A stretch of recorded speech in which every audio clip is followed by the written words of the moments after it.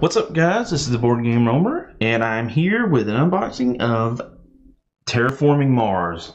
So Terraforming Mars is a game by Stronghold Games and Fricks Games, created by Jacob Frixilius. If I'm saying that wrong, I apologize.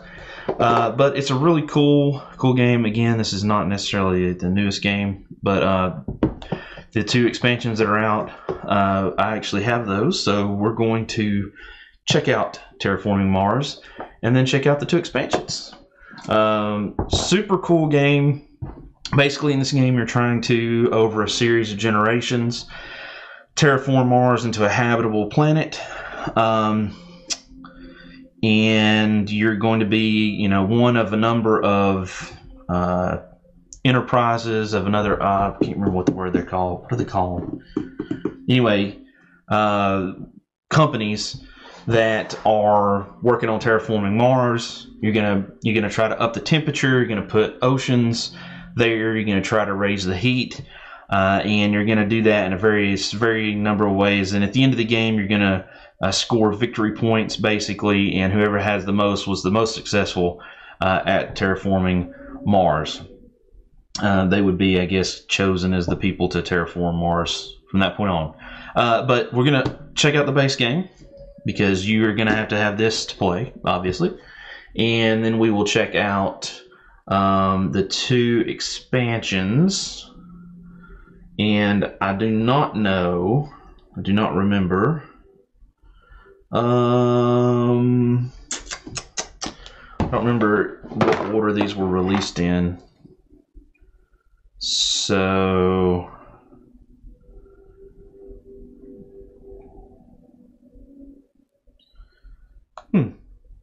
yeah, it doesn't really say, but we'll take a look at those in a second. So let's start with Terraforming Mars, and hopefully all this stuff will fit expansion-wise into this box. All right. Sorry it's so shaky. I've got a clamp on this table here. So let's pull the shrink off of this.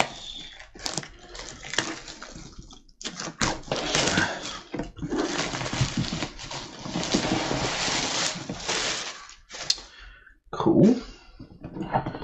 So you can see on the back, you've got Mars, you've got a oxygen track, heat track. You're generating resources and things that you use to sell and build cards that are going to let you generate heat, or generate plants to place greenery, build cities to get you more points. What they call the terraforming rating. Terraforming rating. So you got cards.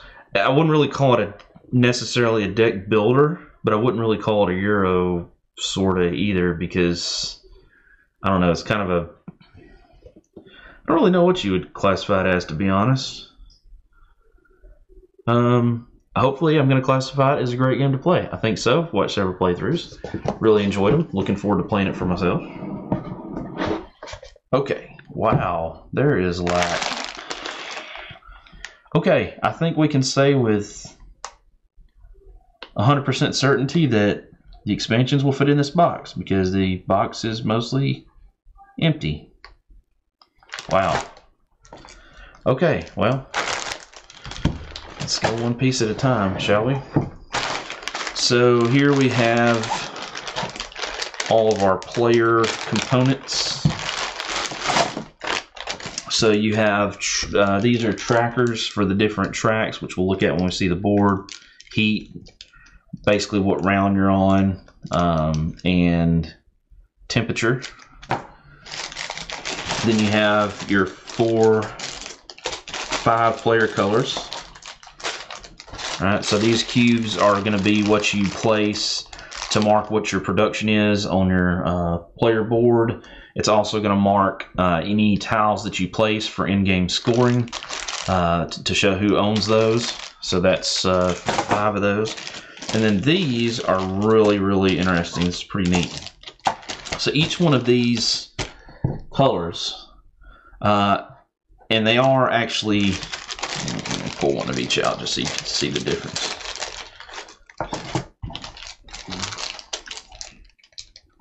Oops, it may be kind of hard to see from way up there, but hopefully, I think there's enough of a difference that when they're sitting side by side, that's pretty obvious.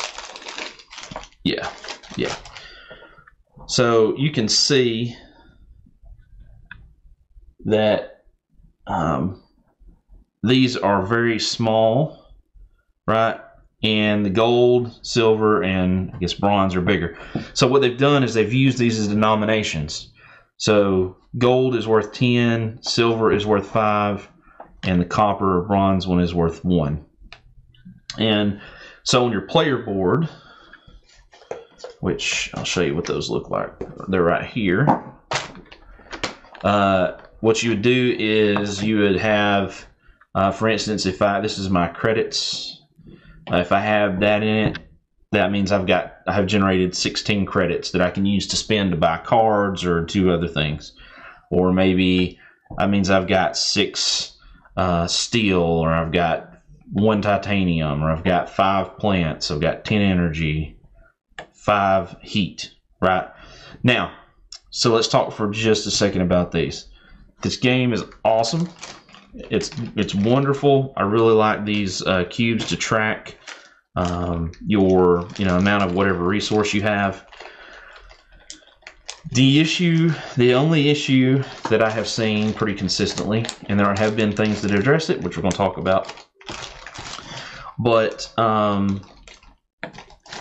you can imagine, especially with this being classic and these cubes, let's take a color like blue that's pretty easy to be seen.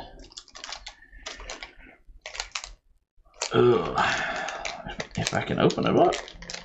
Oh, there it is. Just gotta be careful, I don't want to bust the bag. So you would have 4, 5, 6. So you would have your cubes on some sort of production levels, right? Depending as you play, these move around. Here's the problem, right? So it seems like, oh, that'd be pretty easy. I just moved all those cubes, and now this cube is on 4 different numbers. That one's on 4 different numbers. That one's on 2 different numbers. If I'm not paying attention, I'm not going to remember where those went. So that is, I mean, I think that the boards are neat. I think they look great. Functionality-wise, that's an issue. So, having said that, they have made on Etsy and online, you can find people that have made in acrylic, in wood, various mediums, 3D printable boards that basically replace these. And just a couple days ago, now unfortunately I've already got some boards, so this is not going to affect me, which kind of sucks. I'd rather have these anyway than what I got, but what's done is done. BoardGameGeek.com is partnering with a guy that made these early on, probably the most popular boards that I've seen. I mean, a lot of people make them, but the good acrylic ones are the ones that people want, and he's the guy that makes them. They're partnering with him to sell in the Geek Store on BoardGameGeek.com. So that should start happening soon. So if you have this and you don't have those, that's going to be a place to get it. If you do manage to get Terraforming Mars, when you get it, I would just go ahead and order those, because it's going to make a huge difference. I mean, you probably know, right? But if you're not paying attention, it's going to be real easy to get messed up. It's not so much the values here, right? Because there's plenty of distance between these. It's these. So it's going to be, to me, it's very difficult. So that was the only knock that I had that I know coming into this. But like I said, I've ordered those, so hopefully that will eliminate that. All right, so then you've got a ridiculous amount of cards.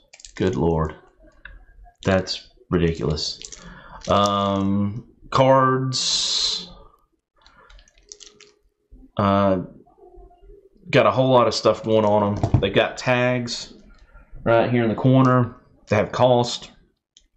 requirements to play. So in this, it's got to be at least 4 degrees Celsius or more before you can play this card. Like I said, they have different tags. Some of them are worth victory points. Like these are worth victory points in addition to what they do immediately. Now the cool thing is, like, some cards you play for persistent effect and they have like an ongoing effect. Some cards are just kind of like one-shot deals. Like this card right here, you play it when the oxygen is no more than 5%. You get these 2 tags. Those tags help you build other cards. Some cards require some number of different tags, and at the end of the game, it's just going to give you victory points, right? This is going to, it's got to be at least 4 degrees Celsius or more. You're going to increase your terraforming rating, or your credit rating production, by 2, and your plant production by 2, and then you gain 2 plants. So it's really, there's some really good, and you get 2 points at the end of the game. But this is kind of like a one-shot deal. But there's others, like I said, pets, where once a turn, once a generation, you can put a cube on there, and at the end of the game, however many cubes are on there, those are additional bonus points. So it's really cool. And there's something called the corporate era, which basically is a more complicated way to play longer, stretches the game out. Those cards are also included, at least in this copy I have, so I'm assuming it would be included for you guys and gals. Rulebook. So let's take a quick peek. Setup. Oh wow, it's really short. It's only 15 pages. Good symbology back here in the back to tell you what all those symbols mean. Nice. Step-by-step anatomy of the cards. Cool. Tells you the order of the phases, what you can do. Kind of shows you all the different types of cards. You got what? Does this tell you what they are?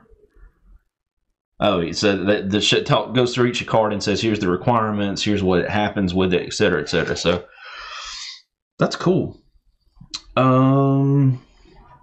Projects, milestones, awards, etc., etc. Neato. Corporate Era extended game. The play extended game simply add all the cards marked with a red icon, so you must take those out.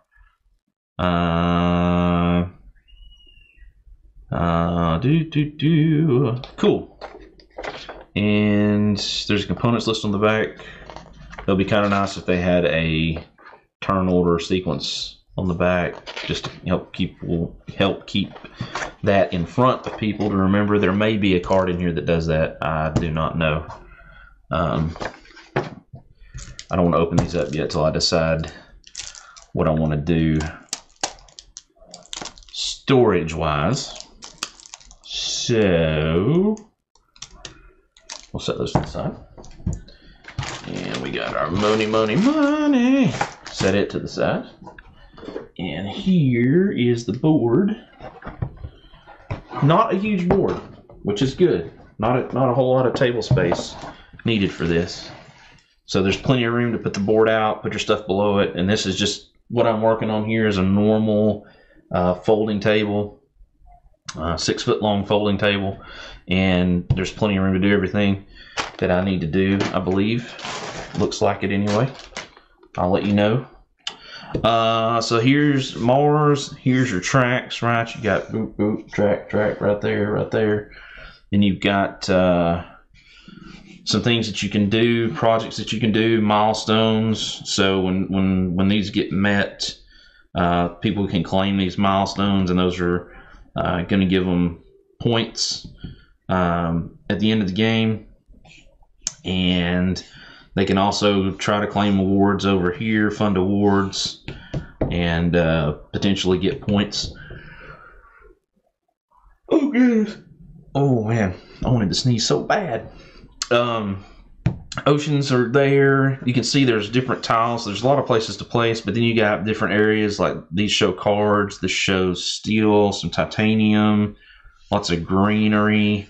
So when you place down here, where you see one of these symbols, you get that resource. So right here you get 2 steel, here you get 2 titanium, 2 plants, 1 card, 2 cards, etc., etc. Now there are rules for how you place, and we will talk about those whenever I do a playthrough.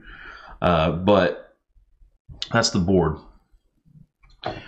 Really, really, really cool. All right, and then we've got some. What's a board game without some tokens? So we have greenery tokens. Now the cool thing about this is the greenery tokens that you got here on the flip side are the city tiles. So that's how you do that.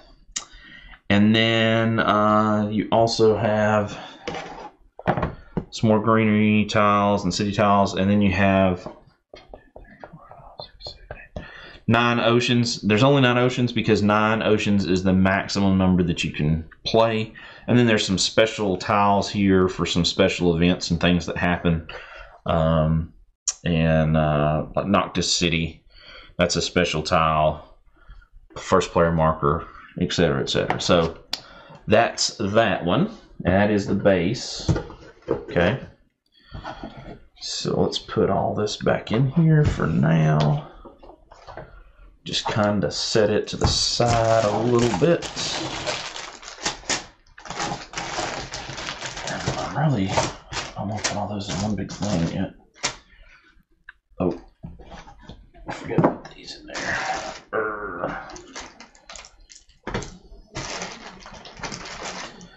All right, cool.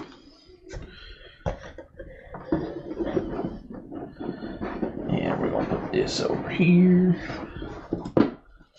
So now we've seen the core. Now let's take a look at this. I guess we'll go with this first. Expand your horizons. Explore new sites and strategies. Any of these 2 game boards can be used instead of the ordinary game board. New regions, new placement bonuses, and new milestones and awards. So basically, you got 3 different maps to play on. The tracker, as far as it looks like, we'll take a look at it right quick. Looks like it's a 2-sided game board is the deal. Doop-a-doo. Hellas and Elysium. Okay, so let's figure out where we can open this to try to make sure we do not do unnecessary damage. Well, I say unnecessary like there is necessary damage. To make sure we don't do any damage, okay? No damage. We're anti-damage. Alright, cool. It's got a nice little sleeve. Nope, it doesn't have a sleeve. I lied. That was not intentional, I promise. It does explain the tags though, so I would leave it in the game box with it wrapped around this. So again, same size map, right? As far as the size of the map, but now we've got, so all these, the oceans are like all up here. The milestones are different because the tracker's on a slightly different side, but that doesn't really matter. Milestones, awards are different. Projects, I don't know. The projects may actually be the same. But you have these additional locations to place. I'm assuming those are like cards or something that you can use.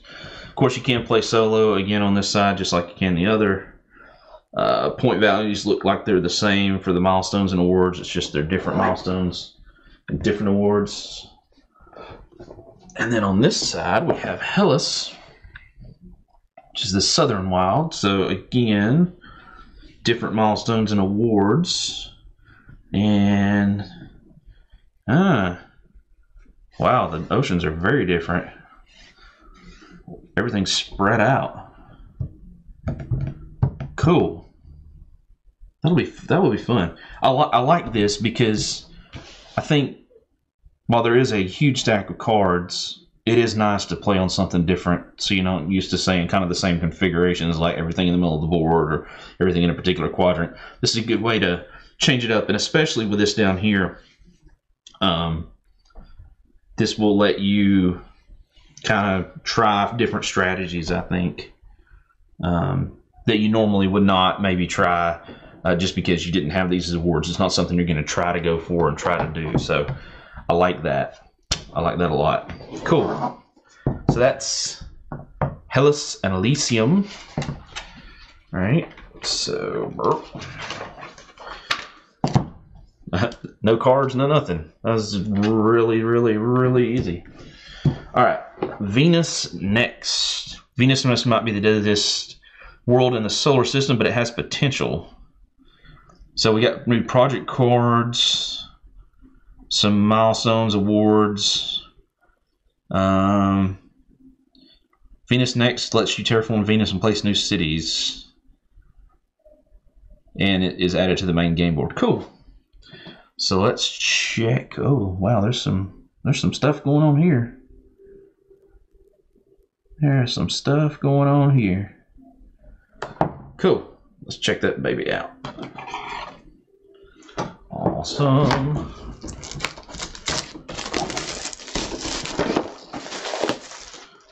Venus next. Really cool graphic on the box too, by the way. So, as expected, not a whole lot in the box, because apparently that's one of those things that they do. So you got 2 awards. Oh no, you got an award and a milestone. Hoverlord and Venophile. So I'm assuming if you play with these are additional milestones and awards that you can achieve somehow. I'm assuming it's going to be in this book. Yeah, maybe it's not so much a book as a leaflet, but there's a new corporation, and then I'm assuming all the new cards are going to be in there. You've got, let's see here, new cards. A new resource called Floaters.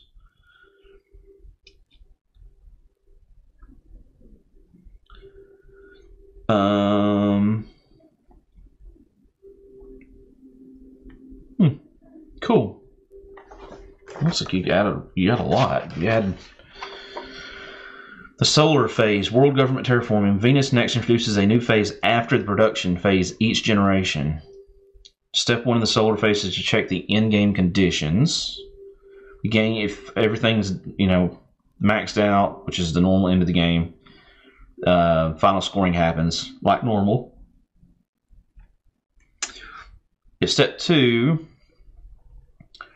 the first player now acts as the world government and chooses a non-max global parameter, increases that track 1 step, or places an ocean tile. All bonuses go to the world governor, and therefore no TR or other bonuses are given to the first player. Other players may be triggered by this, though. Archaeology or the new exploration, Aphrodite. Okay, so you could actually... So you could add this step to make the game shorter. So it's kind of like a way to force the tracks to move if nobody's moving the tracks. Okay, that's cool. Solar variant. The solar variant uses the Venus cards and the corporate area expansion. Your goal is now to max out all 4 global parameters. So that includes the one that comes with this particular expansion. What I think, yeah, the what they call them, floaters. Yeah, maybe.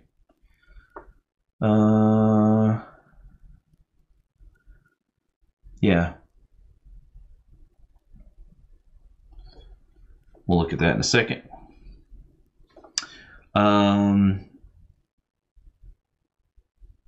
This reaches your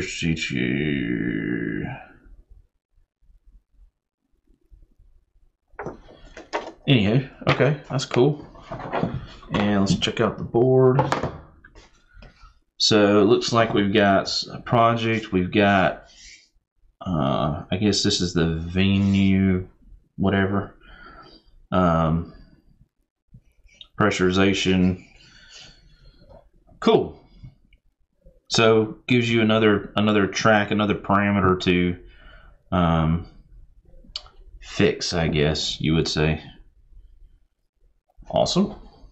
And then of course more cards, because the deck's just not thick enough with the original set.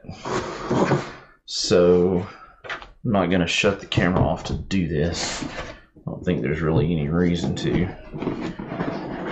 Open this up. Alright, let's put this dude in here.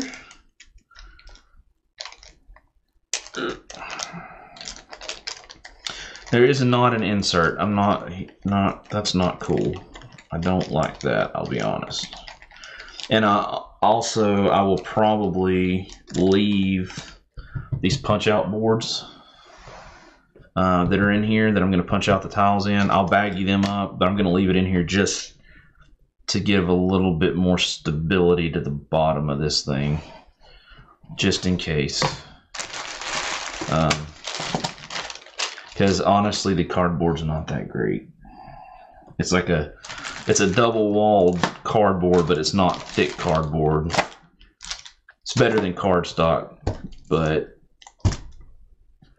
it's not high, thick, what I would consider real good quality cardboard, in my opinion. That's okay. Gameplay, if it's got great gameplay, I can live with that. That is not going to be a deal breaker for me. Alright, put those in here. Put the 50 things of cards in there. Which is great while they're stacked like that, but I guarantee they'd never stay that way. Oh, wait a minute. Put that in there. Put the player boards in here. The rule book in here. That final board in there, the 2 cardboard tokens, all of our markers. Oop. And I can see why I may actually won't leave that in there. I'll go back and fix that later. Voila! As you can see, perfecto, fitto. Cool. So, hope you guys enjoyed this. If you get a chance to play this, definitely play this. Again, I will be playing this, probably the solo version, but I will be playing this at some point. And I will probably lose, but that's okay, because board gaming is about having fun with your friends, or having fun, you know, playing by yourself, a good game. I'm always up for a good game, whether I'm playing with people or not. So, thank you guys for watching. Thank you guys for supporting the channel. Thank you guys for supporting me. I really do appreciate it. If you have any questions or comments, leave them below. And I will see you in the next video on the flip side of Mars. Bye, guys.